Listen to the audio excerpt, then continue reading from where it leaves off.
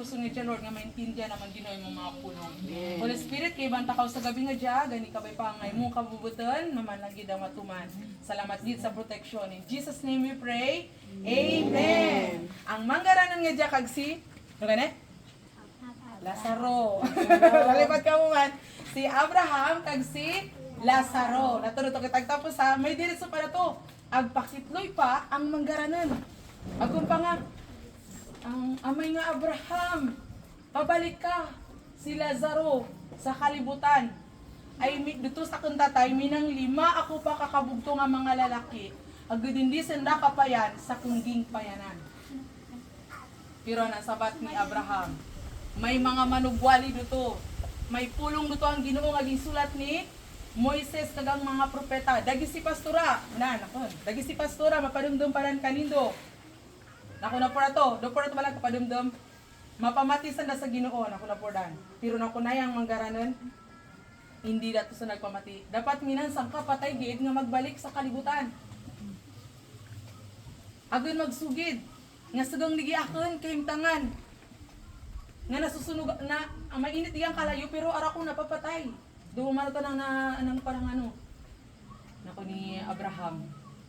Abir magbalik pang patay kung hindi sa nagpamati sa mga manugwali. Araragid. Taka mo, pamangkot, may magwali dyan, gigaw pamati ka mo ra. Pamati ra ko no. Paki ko na si mong katambi magpamati. Pamati. Pamati gid no. Hanakon dige, aton gusto ka bay sa may langit. Pero kailangan mag-prepare kita ron nga lagi, dali pa lang. I-prepare na nga lagi kung sa din kita, payan ato taningon. Masurumbagan kita? Agad makabayan kita sa langit? Hindi no, kundi magimo kita anang kabubuton ng Ginoo. Amen. Tungod na kabubuton ng Ginoo para daan sa ton, ikamayad. No? Kagana ko diri sa may pulong ang Ginoo nga ang gapigar kanaton nga hindi kita kapayan sa langit ang sala. Dan, ang sala gid ang gapigar sa aton mga kabi nga makaparapit kita sa Ginoo. Basti man gid ang problema. Tungod si Lord ni man nagdutan ta na sa may sala. Hindi ta na karapit tungod si Lord no? Holy si Lord. Hindi ta na pwede marapitan tungod ano ta na? Holy. Nako ngani kabay kung silingon ko no si Lord sa ang time nga nato, mapapatay ang magsiling kana na sanang itsura. Tungod holy si Lord, kita ano? Makasalanan. Makasalanan kita. Anong itagani ko no? Aligris na kita gid ko no. Silingon pero jang ano masadya. Makasalanan kita. Ang sala nagutan gid si Lord ang sala. Basta ka binugutan gid si Lord ang sala sa sabato na to nga di Ginoo. Nagutan gid si Lord sa sala, pero palangga nakitan. Kung napakiko na si mong katambi palangga kitang Ginoo. Walang kapit ang Ginoo. Nagutan si Lord sa sala, pero na palangga na ang makasalanan nga pariyo kanakon, nagpariyo kanindo. Basta nagutan gid si Lord sa sala, tungod ano kuno? Gapabulag ka naton sa Ginoo. Maman ang sala ang gapabulag. Maman nga hindi mabatan ni Lord natin mga tawag ka na tungod ang sala. Maman ang ga tabon ka natin. Alig ka budlay rapid mo ba si Jali? Alig ka budlay. Sino nga bala? Pag makay mo ka mo ang bukan masadya sa nangatubangan ng Ginoo, ang pila isimba. Pero maman gigali dapat imong iayan sa simban. Nakunan ka sa tanas timan simba, makasalanan ka lang ra. Timan simba, timan na yan dito. Timan tindig-tindig din yan sa tunga, makasalanan ka. Pero sa time galing nga nagkasalakaw, datugid ang dapat ipayan sa Ginoo. Palangga kita ang Ginoo. Pakikuno si mong katambi, salamat gid sa Ginoo no. Salamat din sa Ginoo. Nako di kay sa may Isaya, napangsulat ko lang bisakan nog mo kagaling dir magulan bilbil bala. Sa Isaya, sa 59 sa 2, nako digi, ang masasama ninyong gawa ang dahilan ng pagkawalay ninyo sa Diyos. Nagkasala kayo kaya hindi ninyo siya makita at hindi niya kayo marinig. Dato pur datugid. Ang pagharang ang sala kanaton, hindi kita mabati ang Ginoo. No, alibugri mo gid ang sala no? Kada rimon ka muro na dadi sa sala. Ang rimoro no, ang gusto niya Lord, ipabor kita, ang gusto ang Ginoo tugran kitang kabi nga ra katapusan. Ang gusto ang Ginoo maging masadya aton kabi pero ang sala danjan. Gakapot ka naton din ka lang. Pagbabas tinugutan pagid si Lord, ang pangarwa digin ang kuno to. Ara nalilipay ang Ginoo sa masama kag sa sala. Gasulat dan sa mga awit 5:4-5. Naugutan gid ko no ang Ginoo sa sala. Bason ko lang dito sa kan cellphone. Ako ni guys, Ikaw ay Diyos na di nalulugod sa kasamaan. Mga maling gawain hindi mo pinapayagan. Ang mga palaloy di makakatagal sa iyong harapan. Mga gumagawa ng kasama ay iyong pinasusuklaman. Naintindihan din doon dyan ang Tagalog, no? Medyo madalam-dalam sa mga Tagalog. Ay, sino din ang intindihan Tagalog? Mga birigo ng mga batang Ginoo, no? Parang pangantanay biyang Ginoo. Medyo madalam-dalam ang pagkatagalog. Isupon natin pag pinupuksa mo, Yahweh, ang mga sinungaling, galit ka sa mamamatay tao at mapanlamang. Aragid ko no nalilipay ang Ginoo sa masama. No, arigisod no, pag-aran nalilipay si Lord sa masama. Minang nabat yung pamanguna nga ging pangindit na ng Ginoo. Minang mga tao nga agpang ininsulto na bala si Lord. Ang Bible nga dyan, gisak-gisak na sa tubangan ng tao. Akon ara kuno Dios, ara pulusin na sunod-sunod nga Dios. Gininsulto na ang Ginoo. Tapos maras masa nagkudug-kudug na lang sa nang natindigan kag natumba. Iba ang gakontra sa Ginoo. Delikado, no? Hindi natin gid kontra ng Ginoo. Tungod si Lord ang may kaputatan, mga kabi kag duro pa dan. Adin gani sa ang nasunog bala, minangagam bala to. Ging kumpara na pa si Lord sa mga mataras sa nanay kuno kag sa universe si Lord kuno arapulos pampira lang ato kuno si Lord. Ingpa na ba na Ginoo? Ana tabo ni wa nasunog. Saan nga nasunog ato? Ana sunog ba lang nga lugar sa ibang bansa? America.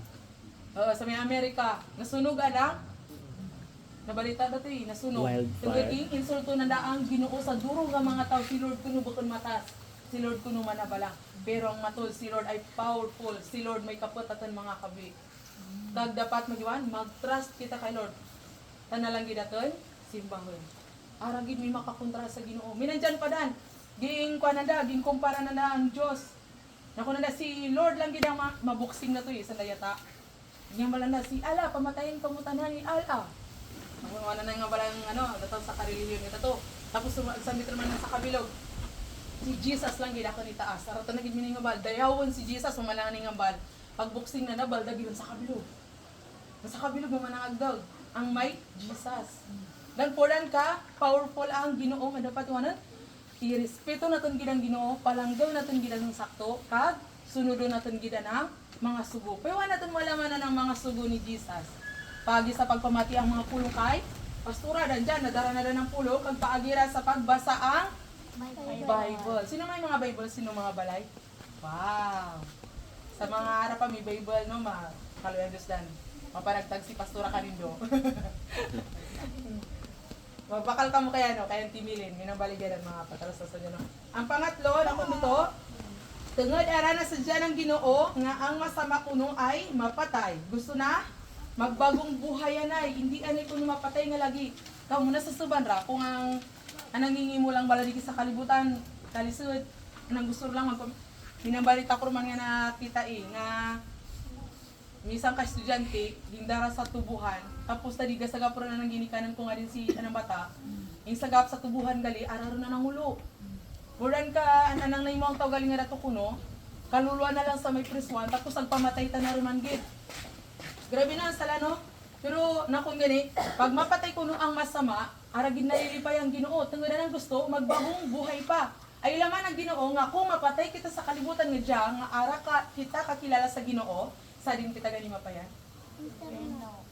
Sa impyerno kita gani mapayan. Kag dato ang ara naliaga ng Ginoo. Tungod ang impyerno, ging prepare lang para kay Satanas, kag sa mga anghel. Kaganan ko niki sa may Ezekiel sa 33 sa 11, sabihin mo, ipinagpasabi ko na akong si Yahweh, ang buhay na Diyos, ay hindi nasisiyahan na ang sinumay mamatay sa kanyang kasamaan. Nais kong siya'y magbagong buhay. Sabihin mo nga magbagong buhay sila pagkat di sila dapat mamatay sa kanilang kasamaan. Niwa natuburan pa chance ang Ginoo. No? Alibog ka mayadang Ginoo, natuburan na pa chance. Mina mga nadumduman ka mo dyan nga bakal masarja ng ugali, pangamoy yan.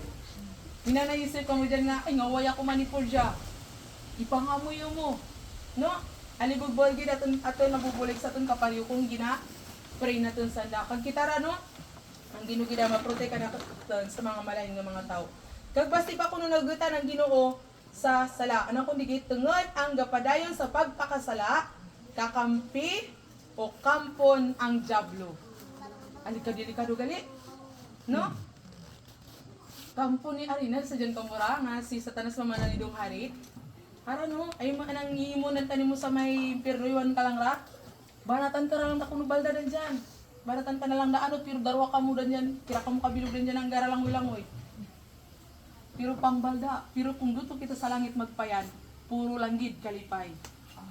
Alibog ka sa jagid sa may langit. Abi palakpakan tayo biyang Ginoo. Lord. Nakaligi sa Juan, sa 1 John 3:10. Lagi, basta nga natin lagi sa may baybay. Basi kuno ka, ang nagutanggit si Lord, tunod kuno, kampon kuno ang diablo. Yan, basta natin ba? Malin kita sa Juan 3:8 to 10. Sasibin ako na mali. Mga anak, huwag kayong padadaya kaninuman. Ang sinumang gumagawa ng tama ay matuwid, tulad ni Kristo na matuwid. Ngunit ang nagpapatuloy sa kasalanan ay kampon ng diablo. Dahil ang diablo ay gumagawa na ng kasamaan mula pa sa simula. Ito ang dahilan kung bakit naparito ang anak ng Diyos upang wasakin ang mga gawa ng diablo. Ang sinumang naging anak ng Diyos ay hindi na nagpapatuloy sa kasalanan. Dahil ang katangian ng Diyos ay nasa kanya na. At dahil nga ang Diyos ay kanyang ama, hindi na siya nagpapatuloy sa kasalanan. Alibog ka sa Diyan kung ang ginuoro natin sa iban. Si Lord ang natabang ka natin. Maman ganingan may gawin kita rin, magalin kita rin sa sala. Ako mga makasalanan ra, pero ginimuratan nga magaling dito. May pamang, ano ang matatabo ko na? Ano ko na ang matatabo? Pamangkot, sige. Ano ay ang matatabo sa mga makasalanan? Anang kun sa may revelation o sa pahayag 20:10, itatapon sa apoy na may asopre at maghihirap magpakailanman. Ang kalayo, sino di ang katising kanino nga magpainit ba sa may adlaw, alibog kainit? 7 times kuno dan sa may impierno. Alibog grabe ka init sa impierno, tapos may asopre pa kuno. Nagapadugang pagiduto nga, malibog ka init. Ako ngayon sa kanta, hindi ako agayan dito. Kamura, kaki kung sino katambi, hindi ako ginagayan dito. Dan. May problema kita, no? May problema kita. Dungad, ano? May sala kita. Kagana ko sa Roma 3:23, tanan ko nga mga tao, may ko, no? Agkasala. Tanan nga tao, agkasala kag nagkulang sa kasadyaang Ginoo. Paki kung sino katambi, ako may sala. Mga makasalanan kita, no? Ano ayang sala nga dyan? Dagi, minang sala dagi, no? Basta ka sa may Galatia, sa 5, sa 19, sa 21. Ano kuno ang sala? Diyan, mamadya, pagkatusa mo, Kaya sara ko lang dyan ba ng sala nga dyan. Pero, kung gusto nyo basahon, digidan sa may Galatia, sa 5, sa 19, hasta sa 21. Anong kung digi? Ang mga tao nga andang gusto lang andang ginasunod na uulaman gid sandang ginahimo. Nagapakigulit sanda sa buton andang asawa. Kag maris na kag marimo andang mga ginahimo. Nagasimba sanda sa mga Diyos. Naga pangkukulam. Nagakuruntraan, nagairinaway.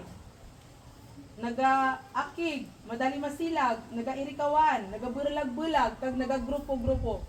Nagairinggitan, nagapalingin, nagairag-irag sa mga pagtiripon nga puros lang kalukuhan andang ginahimo, kag kun ano pa andang mga ginaimo nga marimo. Ginkunan ko kamuron nga lagi, nga ang una kag dadi ginapaandaman ko kamuruman, nga ang mga tao nga nagahimo ang butang nga daan, hindi makapanubli anang ginariya ng Dios. Ato sa akin sambit nga nato, kabay pa nga buligan kitang Ginoo nga mabago, no? Mamanda to ang mga sala nga nakakapabulag ka natin sa Ginoo. Mamanda to ang mga sala nga ara kalilipay sa Ginoo. Kag dato ang sala nga dato kuno kung dinay mo naton, kampon kita kuno ni Satanas. Kag ang masadya pabidigi sa may kalibutan ang may Jesus ko, no? Mamanda ng pinakamasadya sa may kalibutan ang may Jesus ka. Sa akin ging pangsambit. Kung dato man minandyan ka, anang ko sa 1 John sa 1:9, ikumpisar natin puno aton mga sala sa Ginoo. Kung amiwan, matutong tanang nga, nagapatawad ka natin. Uy, nagdururo natin gingi mo nga sala, pero ginawan kita pa ni Lord. Ginapatawad. Magpatawad pa ba si Lord? Ara na rin ginadumdum. Ginalipatan na. Ara na rin ako, ay, kita ta na kami ng mga tao, kuminang na yung mga sala ka natin. Kapin pa kung aligsakit gina nangingimo ka natin. Kung kita nga, Balusan ta kagid karon. Hindi ta kagid karon tuguran ang sura. No? Hindi ta kagid chat-chat. Aroy. Pero sa Ginoo, pag kita magpangayo patawad sa Ginoo, giwan ta na matutum ta na gid nga magpatawad ka natin. Kag giwanan lilipatan na gid. Lilipatan na gid imong mga naimong nga sala. Pero dapat iwan, hindi ron ulit-ulitan, kundi iwanan ron alinan. No? Buligan kita gid ang Ginoo tungod ano gani? Ang Ginoo ay powerful. Si Lord lang gid ang powerful sa tanan-tanan. Kaganang kundi gid ang Ginoo na ugutan gid sa mga sala, pero palanggad na ang makasalanan nga pariyo ka natin. Gani alibog ka sa Diyan, alisa Diyan celebrate tungod kita makaimo kita lang ang bukan masadya sa aton ka pariyo, nalilipatan na ron naton gingimo nga masadya ka nanda. Kaysa sa napulo nga gingimo mo sa nang mga kabi, ang sa kabilog lang lutoy mong naimo nga marimo, dato ang sulungan. Ang siyam, karon lilipatan ron. Huyo, sinukaw. Araron na damdam. Pero ang Ginoo abir sino ka pa? Abirano ka pa? Abir alibog kanimo gid aton gingimo sa Ginoo. Palangga kitang Ginoo, baton kitang Ginoo. No, palangpakan ta na ang Ginoo. Hallelujah. Thank you, Lord. Kagalang kun gani sa Romans 5:8, si Kristo nilaman na rin nga kita makasalanan. Okay? Pero si Kristo nagtawa ng kabi para kanaton bisan ang kita makasasala pa. Duto ginapakita ang Dios kung paywan gid anang pagigugma kanaton. Si Kristo napatay para kanaton nga makasalanan. Kita andan ang mano. Kita andan ang mabutong aton mga krus. Si Jesus andan ara gid dapat. Kita dapat ang sampalon, ang insulton, pero dan ang natabo kay Jesus sa krus ang Kalbaryo. Ding insulto ta na, ding lampusan ta na. May tayong pa nga kaysa nga gabit-bit ta na ang krus. Kadismo ta na, kapira ta na dismo. Bawo alibog ginit ang adlaw, gabana ta na pasan anang cross. Tungod nang nadumdum, ikaw kag ako. No? Alibog ka sa jagid nga palangga kita ang Ginoo. Malilipatan kita ang tanan pero ang Ginoo hindi gid malipat ka naton. Kapin pa kung gintugro naton mga kabi kanana, no? Palakpakan taron ang si Lord. Amana ang bulong duyog. Thank you gid no sa Ginoo. Daganan ko nito sa John 3:16, hindi ka kasulon John 3:16. Nasa Diyan akong gawin akong basang Bible ay man. Duri no makikita din nga verse na sa sulon ni bala. Na kung digi sa John 3:16, gayon na lamang ang pag-ibig ng Diyos sa sanlibutan. Kaya ibinigay niya ang kanyang bugtong na anak upang ang sinumang sumampalataya sa kanya ay hindi mapahamak kundi magkaroon ng buhay na walang hanggan. Amen. No? Palakpakan ta pagid ang Ginoo. Thank you Jesus. Ang kwan sa mga bata no, padali ka lang sa pag-serve sa Ginoo. Kag kita nindo gid ang pagimurat ang mga pastor nga makawali ang mga pulong ng Ginoo.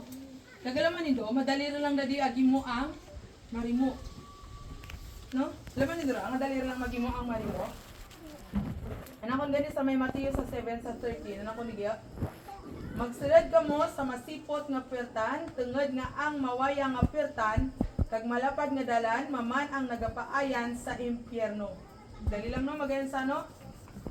Kag duro ang nagaagi sa dalan nga dan. Pero ang masipot nga pertan kag malisod nga dalan nagapayan sa kabi nga ara katapusan kag malaka ang nagaagi dito. Alibog kalisod man ang gasunod kay Jesus. Kaysa tong Domingo dog akong kapangabo, Domingo ruman gid. Pero nakunan mamandan ang makitid na dalan. Pero ang gaulat dito kanimo, kabira nga ara katapusan kay Juan si Kristo.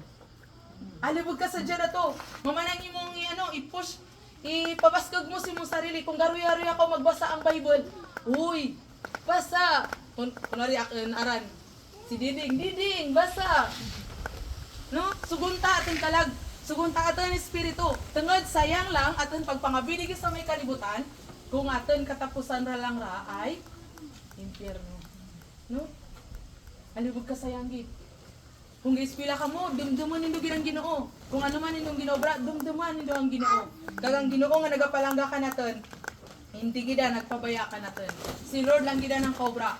Kung magayon pa mo sa mga hari, ang hari ang Hepto, ginaimo na nga alipin na mga tao dito. Gusto na magsunod gid ka na. Pero si Jesus ginatuguran kita pa ang choices. Adin mo gid bi gusto ako ra gid bala imong pilihan o ang iba. Pero tanan ninyo ging palangga ni Lord ang kalibutan. Ging tugro na ng bugto nga ba. Sino jadi kabayang sang kabatan no kanana no? Ngay tugro mo lang. Pero ang pagkatugro kay Jesus, iniwan si Jesus, ging balda tungod sa ton mga sala. Mamanda na nang inimo ni Jesus. Gagalaman ni Dot, ako minang mga sala ra. Madumduman ko nga ako palangga gini Jesus, gaturo lang ginakan duha. Ako ni isip aroy. Araron iba nga mapalangga kanakon, kundi ang si Jesus lang. Ano ni malilipatan ang nanaya ng bata pero si Jesus hindi gid. Bilang na dan aton mga buhok nga garalagpakan naton. Bilang ni Jesus, puran ka ka-importante. Sino ang makabilang diyan ng buhok? Ara. Pero magiriwan kita pa, hindi natin kaya bilangan. Pero bilang da ni Jesus, tungod importante ka. Importante ako. Kag palang gagid nga mayad ni Jesus. No, palang pakantagid si Jesus. Thank you, Lord. Nako dali, ako ang pamangkot. Kanindo. Sa nangingimo nga dato ni Jesus sa cross ng Kalbaryo, sa nangingimo para kanimo, ano imong ibalas? Magtuo ka na ng matud-matud. Kamuro na makasabat. Ang kanakon akong gingbalas kay Jesus sa nangingimo, ding tugro ko gid akong kabi ka na na. Kaagi ako ang pagtiraw, nga daw araron luha. Di sa group, sikwan nga dya. Pagkapat, ano na ito nang aran mo bata man? Yuan. Pagkapatay siguro dyan ng bata, araron da luha, uli kayo minantime kisa nga gapanangis ta nga daw araron luha. Nga may nga gagwa. Pero anang heart, ginagurot-gurot. Uminan dyan kanindo nga napatayan kamoy nung nanay, napatayan kamoy nung mga ginikanan, napatayan kamoy nung mga kabugto nga araron luha, nga nagaturo sino mga luha, sino mga mata, pero grabe kasakit digi sa silid. Pero batsyag dan ni Jesus.